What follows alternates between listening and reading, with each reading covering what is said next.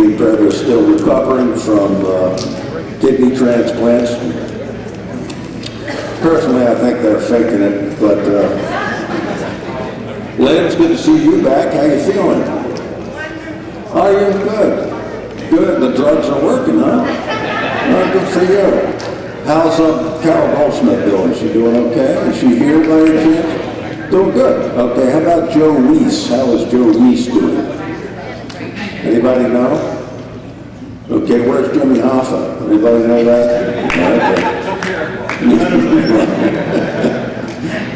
He's in the Orioles win column. That's why you can't find him.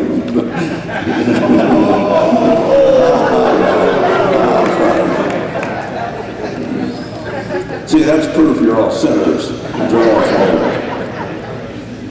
I love the Orioles. It's just, you got to be real about it.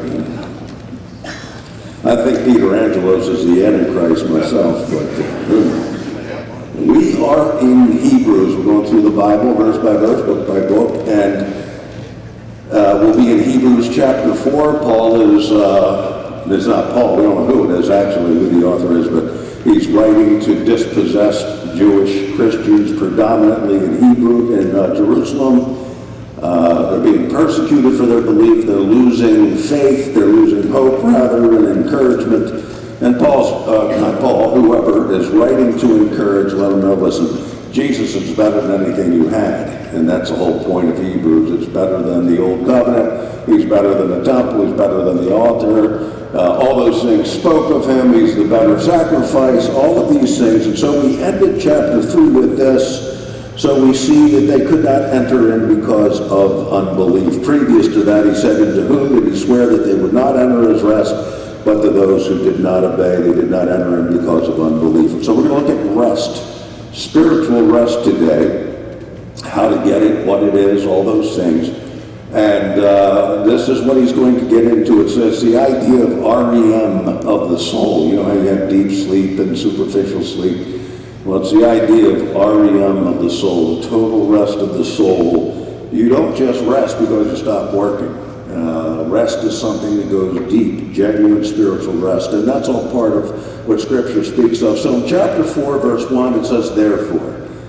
Anytime you see therefore, look and see what it's there for. Very simple, right? "Therefore, since the promise remains of entering his rest, let us fear lest any of you seem to have come short of it. For indeed the gospel was preached to us as well as to them, but the word which they heard did not profit them, not being mixed with faith in those who heard it.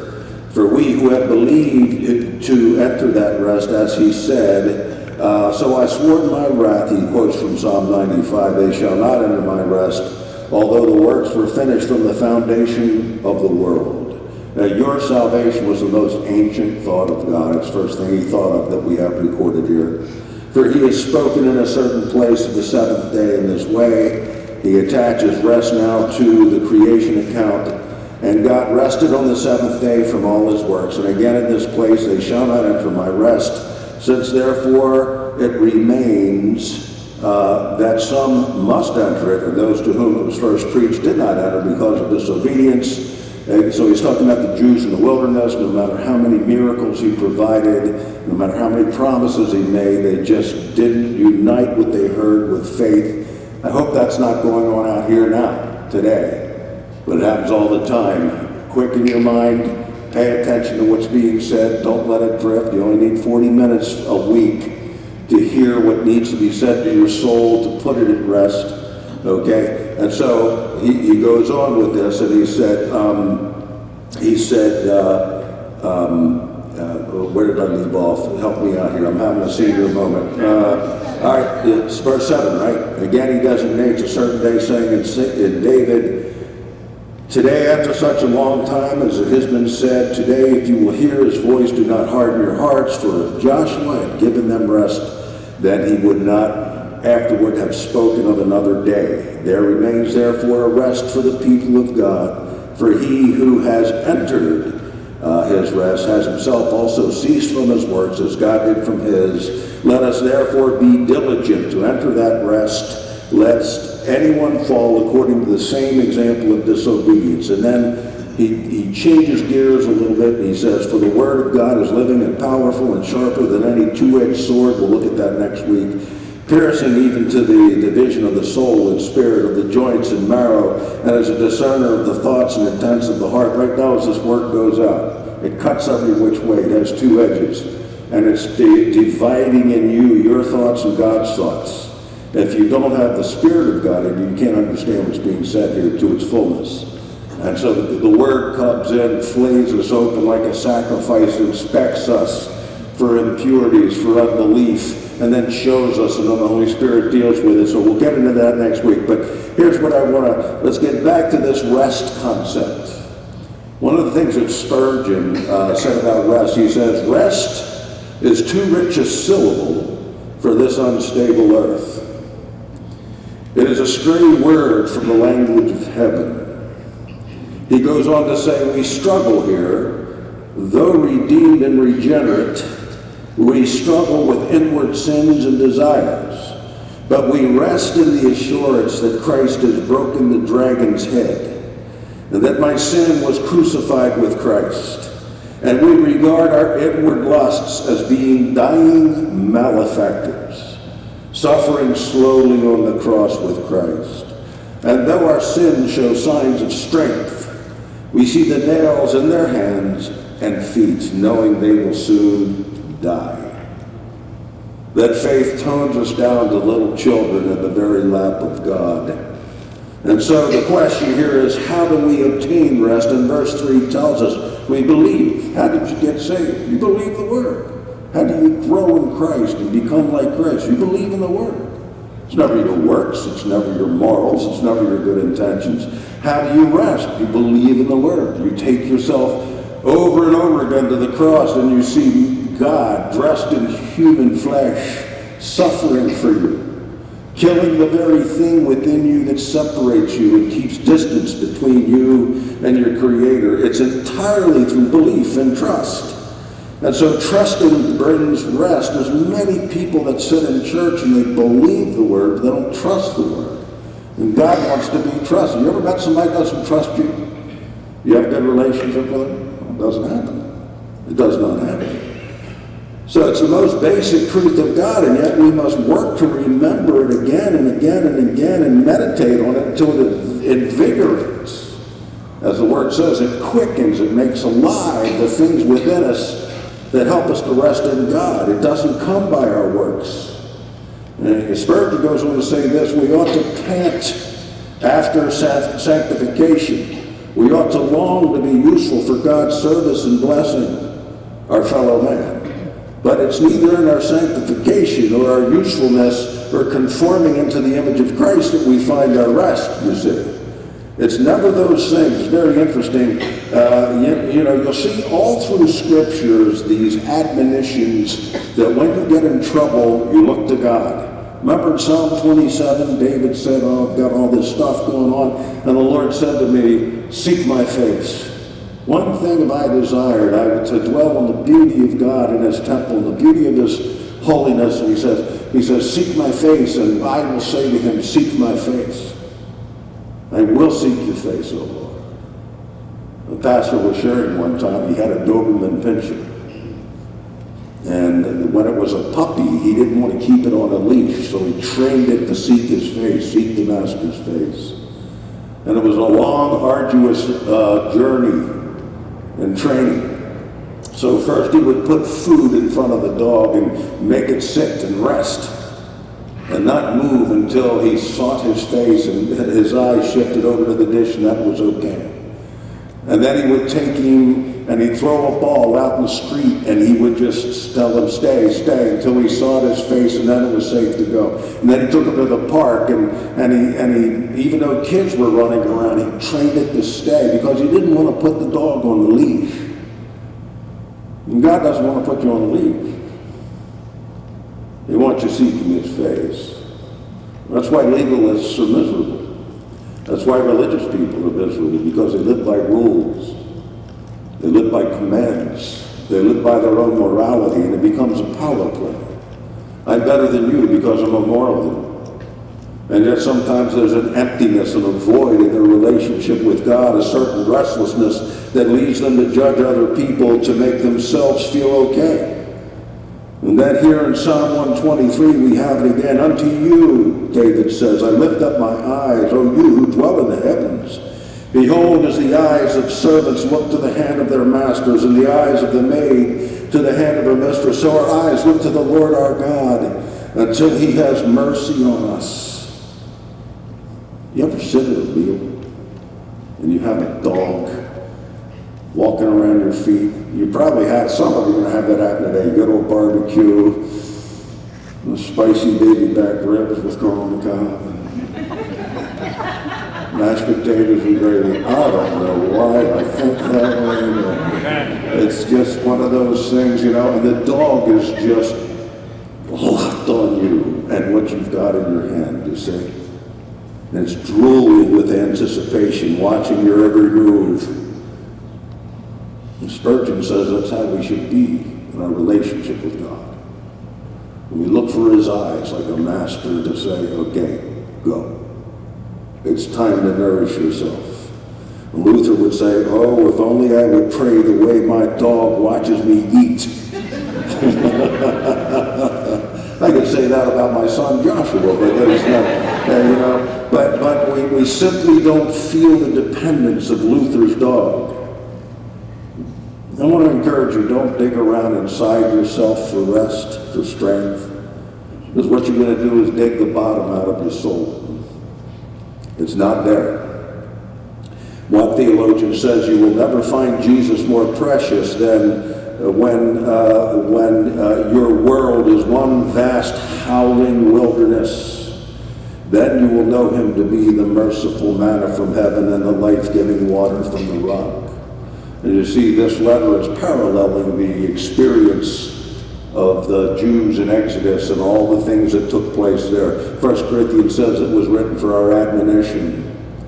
Founder of communism, Karl Marx, says, this is how the world tells you to find rest. Listen to what Karl Marx said. It drove his worldview. He said this, I am nothing, and I should be everything. Man, the poor, denuded creature, has to build and earn an inner value and security. He must repress his smallness. He must repress his own feelings of moral and physical inadequacy. Carl Jung, protege of Sigmund Freud. Carl Jung, by the way, had poltergeists in his house. You may not know this, but Sigmund Freud started his practice on Easter Sunday because he had such an animosity towards the Christian community as he walked the streets there. I think it was in Austria. But Carl Jung, his protege, said one way to kill the soul is to worship a God outside of yourself. What is our mantra today? Be true to yourself. You can be anything you want to be. Tell that to a 5-foot-tall, 100-pound weakling who wants to be a linebacker in the NFL. It's not realistic. And the trash that's being force-fed to the younger generations today is devastating. And so much for man's ideas about genuine rest of soul and peace. And so people do all kinds of good things. That's why in social media, I've spoken about this before, but everybody's living for the like. And if you don't agree with what they agree with, they don't only just want to disprove you, but they want to destroy you.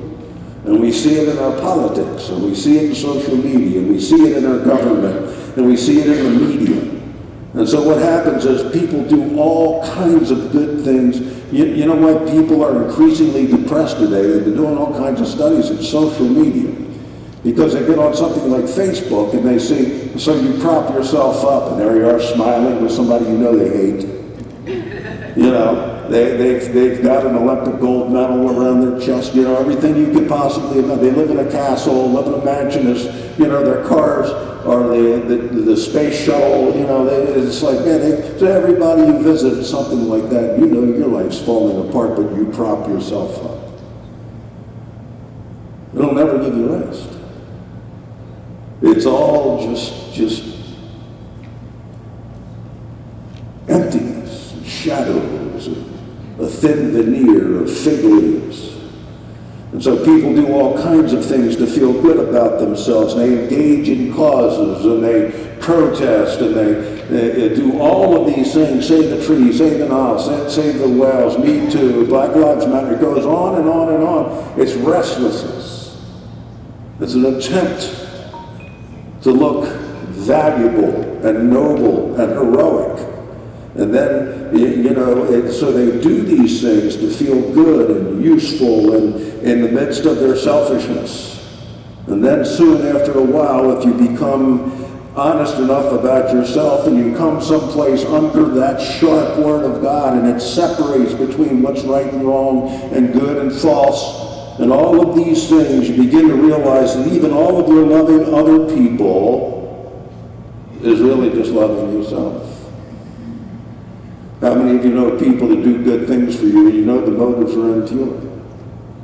Such as the flatterer.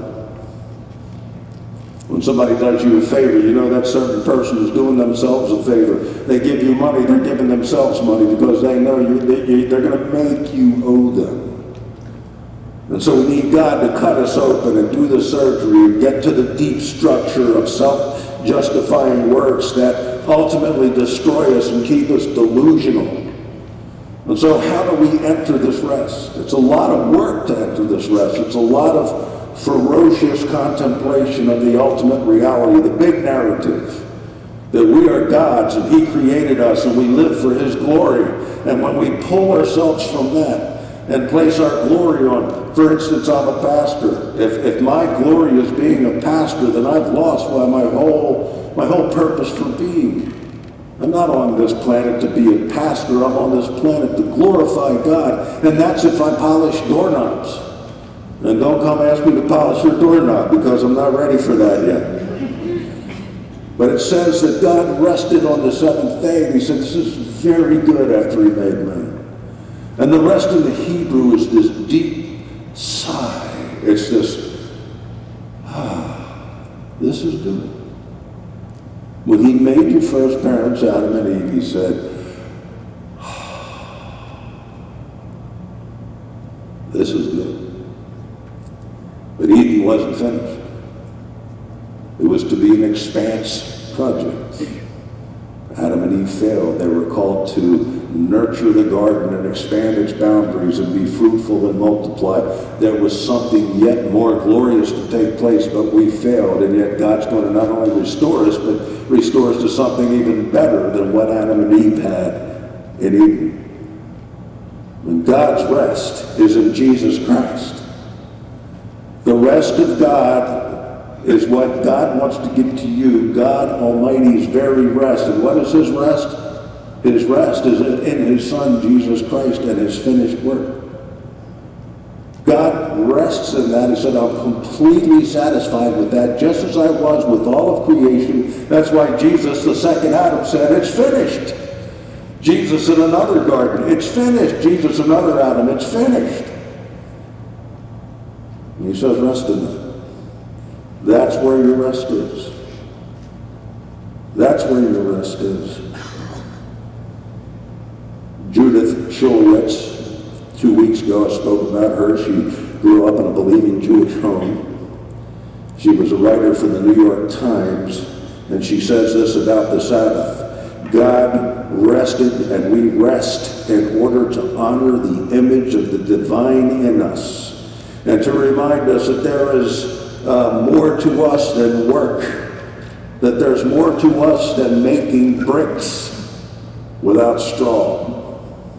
And that's exactly what the world does. It comes to you and says, if you want to have value, you'll make more bricks without me giving you any straw than anybody else on the planet. That's where your rest is. And so workaholism kicks in.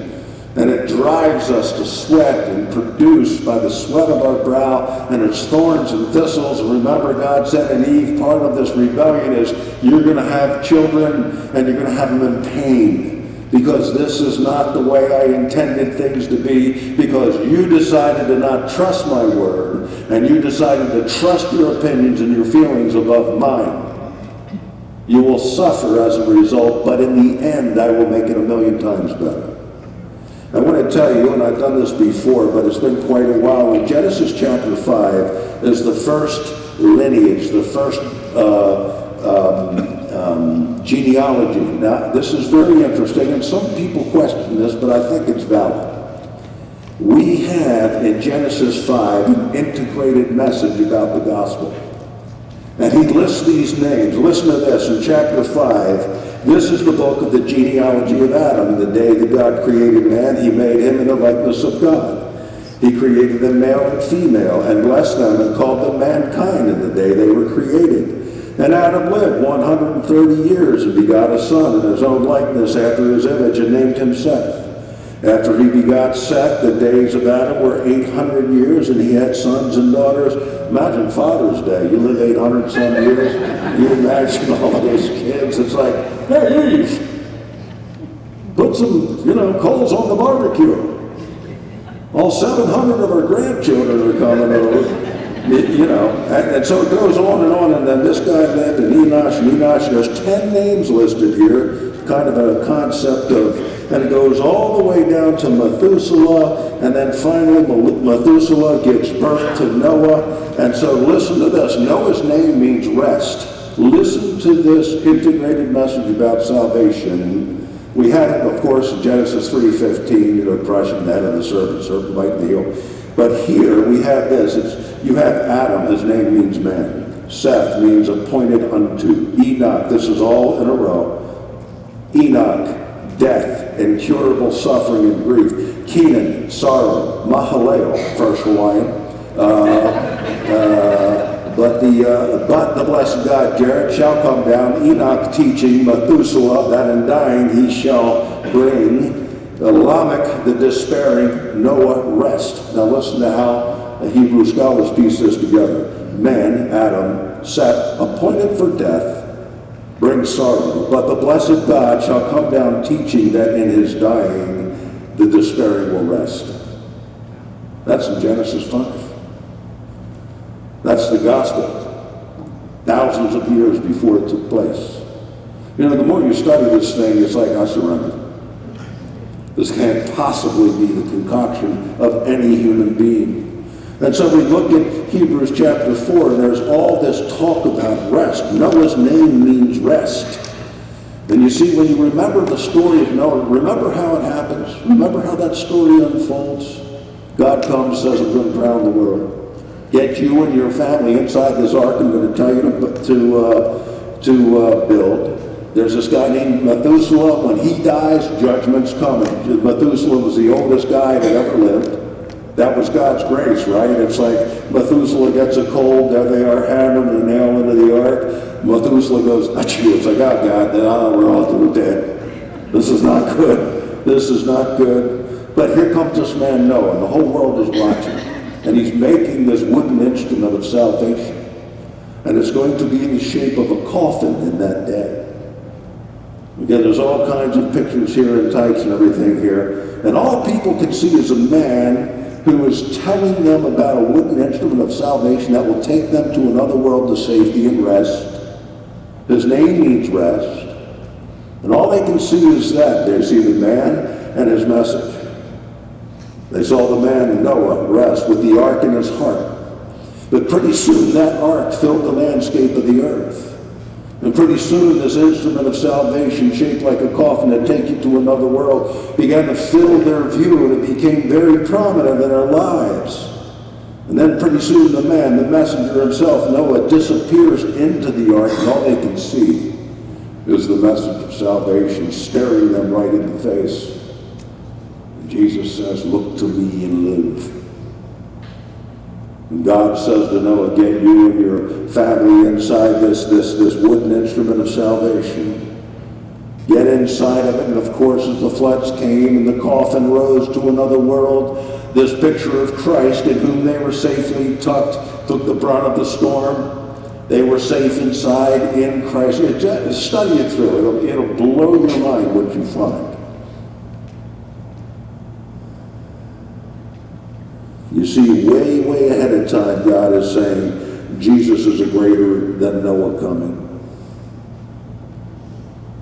And that faith joyfully accepts all that Jesus brings her. And that God's grace is often to keep us unfulfilled by the husks of this world's emptiness. And we're told that when the ark landed by the way on Passover Day, Mount Ararat, all these things woven in this, they go into a new world.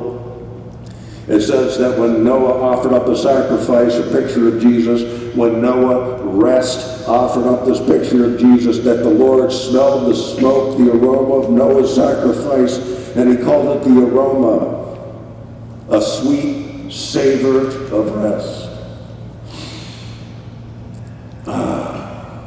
Olfactory senses, they bring you back to fond memories. Rest. Rest. Matthew 16, Jesus asked Peter, "Who do you say I am?" I know what the world says about me, but who do you say? "You're the Christ, the Son of the living God." "That's right, Pete. Way to go. Good job. And I must go to Jerusalem and I must die for you." "Not so, Lord. Get thee behind me, Satan. Because you savor not," that's the wording, "you savor not the things of God, but the things of man." And man doesn't understand the gospel. Man doesn't understand why it's necessary for God to become a man and give his life. But to God, it's the ultimate expression of his character. This is how much I love you. And you never see that if you didn't sin and fail and be condemned. I took your place. When you came here and you sang these songs about our God, our King, the majesty of our King, does that not come from the depths of your soul? Does not well up within you it's the very fabric of who you are when you love God that way? When his word has split you open and showed you what's true and false, what's real and not real. And so, interestingly enough, I want you to see, God said, listen, I'm going to promise you right now that I am not going to destroy the earth anymore by water. He's going to by fire, by the way, but not by water. To do that, I'm going to set a bow in the heaven. Now, we see rainbow, and we think of all the colors and all that stuff, but it's a warrior's bow. It's a bow. And what's happening here is what God is saying, I've put up my animosity towards mankind forever. I have hung up my weapon of judgment, and the bow was pointed in such a way that it was pointed upwards towards God himself. But I will take the animosity out upon myself.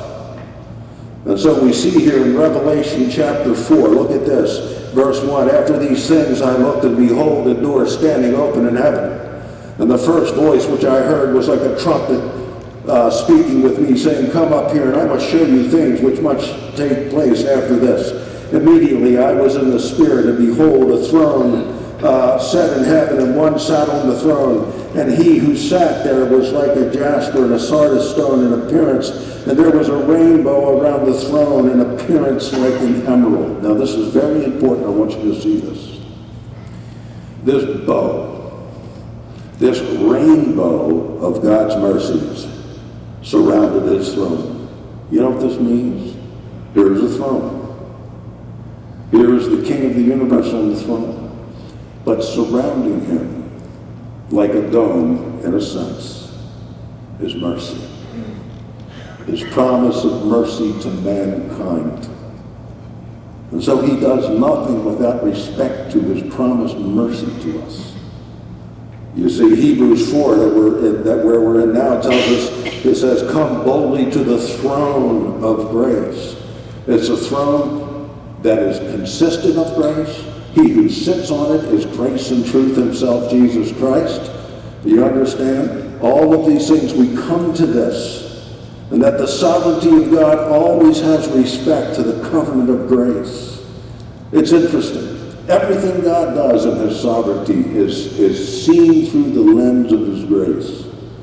He establishes the boundaries of the nations as a simple background to his dealings with Israel. And so Egypt comes on the scene. It's not a history book for the world. It's a history book for God's dealing with his people. Israel still uses the Bible essentially, predominantly for its history instruction for its youth. And so that's how accurate it is, by the way.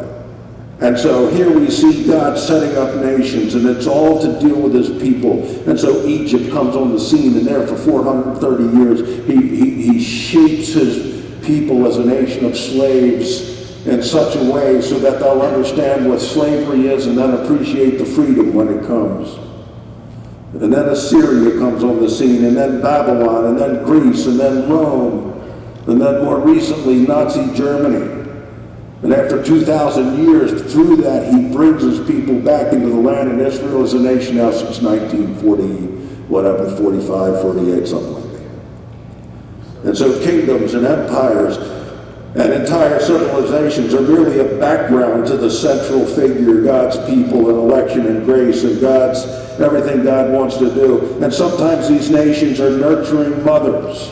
Sometimes they're allies. Sometimes they're instruments of discipline. And the Bible speaks of them as only so much scaffolding for the building of God's living temple in which the mercy of God will be displayed. And so I want you to think about this. Surrounding God on his throne is a symbol of his covenant of mercy, and he cannot look anywhere without looking through his covenant of mercy to you. No matter what you do, he's peering through his mercy for you. He sees through the rainbow around his throne. You say, you're in covenant with God, who cannot lie, who cannot fail, who has perfect love, you see. Yeah, and so he has assured you that he longs to bless you, to keep you, and to make his face to shine upon you. He's promised that he's going to do that, come hell or high water. He cannot be otherwise. And so that's what the author of Hebrews is saying, chapter 4, is going to say, come boldly to this throne that is grace, that's surrounded by grace. He sits upon it as grace. I want you to hear this very carefully, because this, I believe, echoes the sentiment of so many people, particularly in the millennial generation, particularly in the very busy cosmopolitan areas like New York City, LA, Chicago, Dallas. There was an op-ed in the New York Times some years ago, not that far back, by a millennial writer. And he writes this. It's called The Joy of Quiet. And he echoes the dilemma that his generation is in. Listen to what he says. A man attempting to find his place in the world that's not filled with technology is not easy. He goes on, there was a time when we celebrated technology as a key to freedom. And now, and less than a generation later, we struggle to get free from technology. How many of you often just want to throw the TV like down the tube and forget it? The author goes on to say how many people are trying to get unplugged, at least for a few moments. Some of my friends try to go on long walks, leaving their cell phones at home. And a test was conducted on this area. It found out that those who spent time in quiet, alone, demonstrated greater attentiveness, stronger memories, and generally improved cognition. They became calmer, sharper, and more than that, they had deeper thought, and that thought depended on neuroprocessors that are inherently slow, the very ones the high-speed lives with all their technology don't have time for, which is deep thought, reflection, the big picture in life, where I came from, where I'm going, why I'm here. He says this, in my own case, I sometimes turn to the eccentric and sometimes extreme measures to try to keep my sanity and make sure I have time to do nothing at all, which is the only time I have enough time to figure out how not to waste the rest of my time. And it's a very, very real problem. I need more time to figure out how to stop wasting time, how to not waste my life with directionless thoughts and activities. Nothing makes me feel better than being alone, doing nothing, calmer, clearer, happy, than listening to music, reading a book. It's sometimes, he goes on to say, it's something deeper than mere happiness. It's something that I think Christians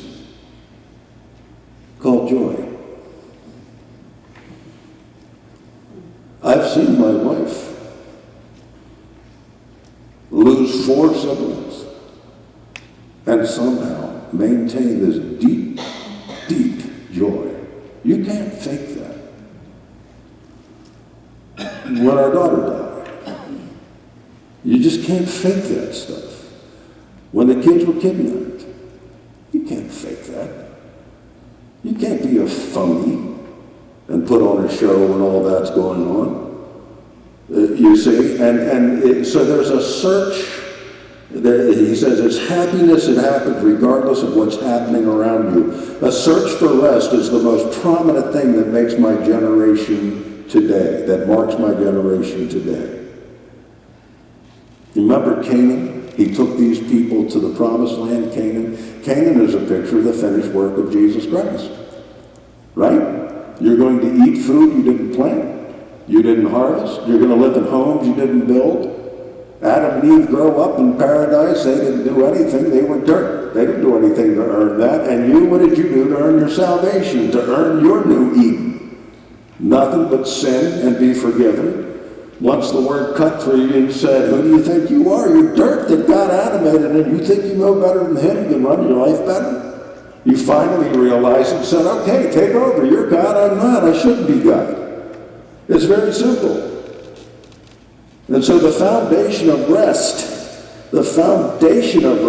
very interesting. Remember, it says, when he talks about rest or Sabbath, that's what Sabbath means, he said it's a Sabbath to the Lord your God. It is to bless God. This blesses us, yes. But ultimately, this is to bless God, about whom all of this is all about. Another writer, she was also raised in a religious Jewish family. Her name was Lauren Winter, and she was a writer for the New York Times as well. Listen to this, extremely interesting New York Times article. She says this: articles about Sabbath abound. Articles extolling the virtues about treating yourself to a day of rest. A relaxing visit to the spa. Now, I like that. When I go to a doctor's office, I like to read the women's magazines because they are extremely delusional. I mean, it's just really entertaining, you know, especially the younger it gets, you know, because then it's like, how to get a guy, you know, and they go through all this stuff. You know, I'm thinking to myself, who is writing this trash? Who is, you know, and then pretty soon they're going to have Me magazine and open up. There's going to be a mirror in there, you know. Narcissist magazine, you know, they got all this stuff about, you know, drinking, you know, Chardonnay and having a brunch. But listen to this. She says, articles extolling the virtues about treating yourself to a day of rest, a relaxing visit to the spa, an extra long bubble bath. What is it with women in bubble baths? Man, I hope there's not a man in here that's ever taken a bubble bath. If you do, get out now. Just get out now. We don't want you now. All right, glass of Chardonnay. She says, I'd feel good with a bottle of Chardonnay. I mean, a glass wouldn't do me much good. But anyway, and she says, those articles abound. She says, take a day off, the magazines urge the harried readers. Rest. But there's a problem, this Jewish girl from an Orthodox family says. There is a problem with the current tendencies of rest, and it's this, listen. Who is this contemporary rest for? Who is the Chardonnay for? Who is the bubble bath for? Who is, you know, all these things for? Who, she goes on to say, who is the contemporary Sabbath designed to honor? The bubble bath taker, of course. But the Bible suggests she's being pulled back into her roots. The Bible suggests something entirely different. It is a Sabbath to the Lord, to God. This day, every day, is for God. And if we lose that, we lose everything. And as long as we are the center of our lives, rest is never truly restful. It's always on the surface. It's always marginalized stress in the undercurrent of the human soul. And true rest always comes in the moment we decentralize ourselves and remember it is not about me at all. we don't live. Have you ever gone to the Grand Canyon or, you go and see a magnificent landscape, and I bring this up from time to time to say, oh, aren't I magnificent? No, you get lost in this thing that's grandiose and bigger than who you are, and that's what God does. We get lost in that, to soak that in. You know, there is a great freedom to self-forgetfulness. And the more you engage in self-forgetfulness, the richer and fuller and more joyful your life will be. Because ego is always drawing attention to itself. It's always wounded, always comparing, always competing. Again, my son always says, you know any happy, selfish people? No. They're miserable. They're miserable. They're restless. Pride is an overinflating thing. It is always trying to fill the emptiness with boasting and criticism of other people and selfish ambition and delusion. We're broken people. And when we stand before the living God, the freedom of forgetting about ourselves, it takes us back. What happens is it takes us back to the origin of our existence. It takes us back to the rhythms of creation. When we rest, when we Sabbath, we are re-entering the rhythm of creation, the very first week of all existence. And so in the Genesis account of creation, it literally says that God refreshed, that God sighed, and he calls us to the same. That's why it's called, listen, recreation. Recreation. Recreation. When you recreate in honor of God, you are recreating who you are. You're recreating, you see? And so let the Sabbath, I want to encourage you, let a day like this define the other 6 days of the week, not the other 6 days defining the Sabbath. Don't let your bricks without straw define who you are. You see, you are a child of God, you're created in his image, and the other 6 days are tending the garden that God has placed you in, nurturing the image of God in everyone around you, and it reinfuses the original dignity of whatever you're doing, whether it's you're a mom or a grandmom, or you're a computer engineer or whatever, a doctor, a scientist, whatever it is, it redignifies. It gives you a new, God put you here, and your job is what? Is to build the garden, is to generate within your brothers and sisters around you the image of God, to bring it to the surface. As we reconnect to the rhythms, we're weaving and reweaving purpose into the world. You know what Sabbath is? It's a revolt against the enslavement of mankind. And so here, the author is addressing a nation of previous slaves. You see, he's saying the cross gives you cosmic validation. It is finished. Stop looking for validation in something else. Now as we close this, and I want to do that now.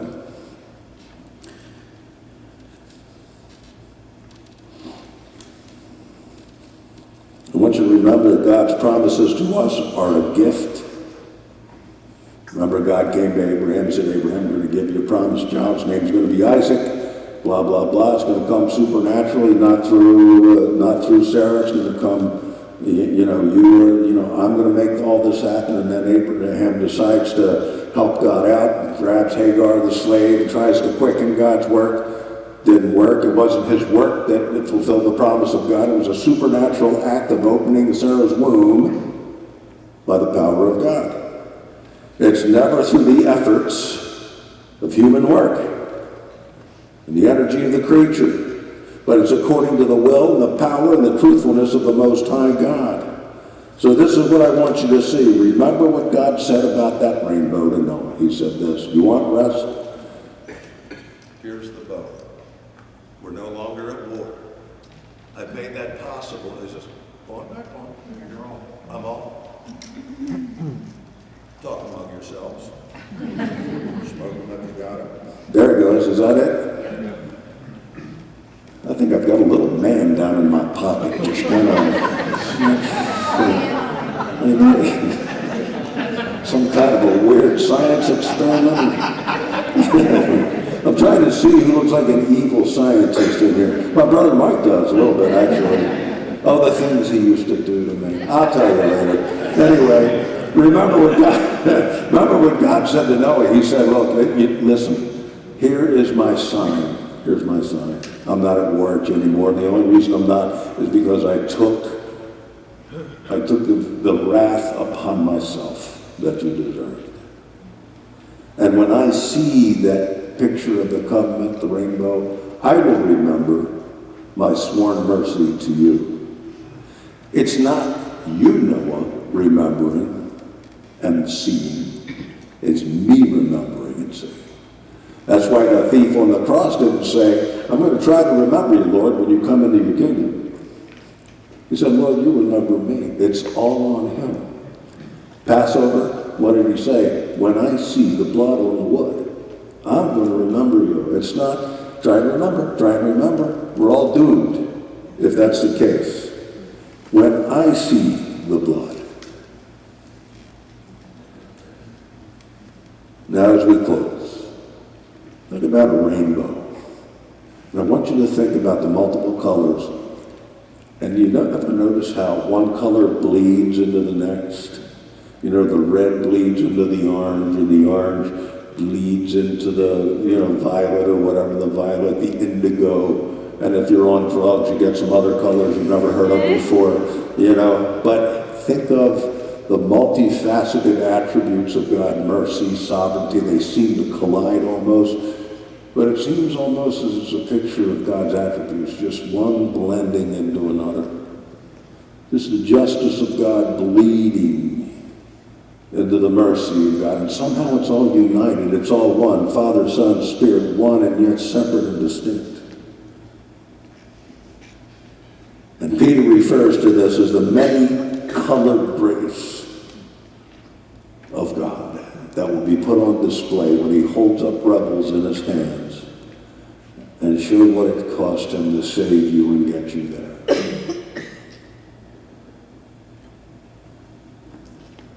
All these things proceeding from a glorious arch of harmony and orchestrated colors.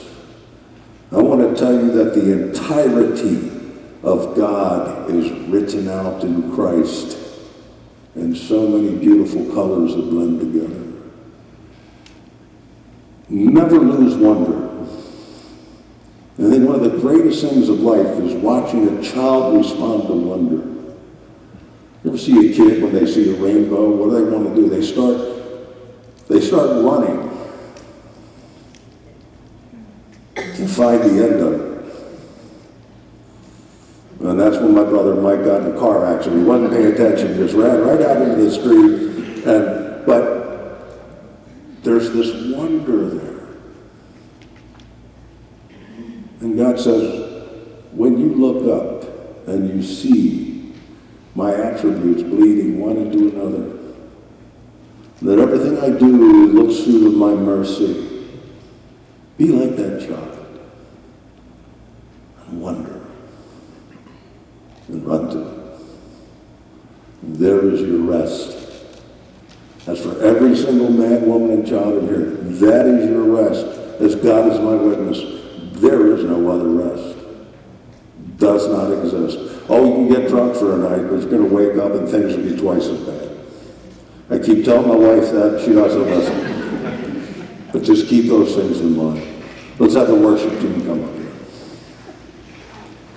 And so, Father, we bow our hearts again before you. Again, we lay our lives on the altar as living sacrifices,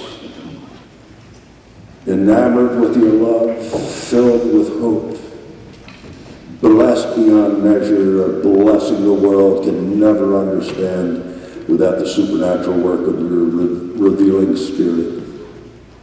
Take us into your arms, give us visions, vivify it again, Lord. Help us to rest today and carry it through the rest of the week. I pray if anyone here doesn't know Jesus Christ as your Savior, please contemplate what's being said. Give yourself to him. We have people by the double doors here. If you have need of prayer of any kind, we're going to sing 2 songs. You can come down during the first song, go to them and pray with them. They'll give you a Bible if you need a Bible. And so, Father, as the ushers come down as well, they're going to take up a collection, and we pray that you give us generous, giving hearts like our God who so freely gave his Son. In Jesus' name we stand and worship you now in wonder and rest. Amen. Let's worship.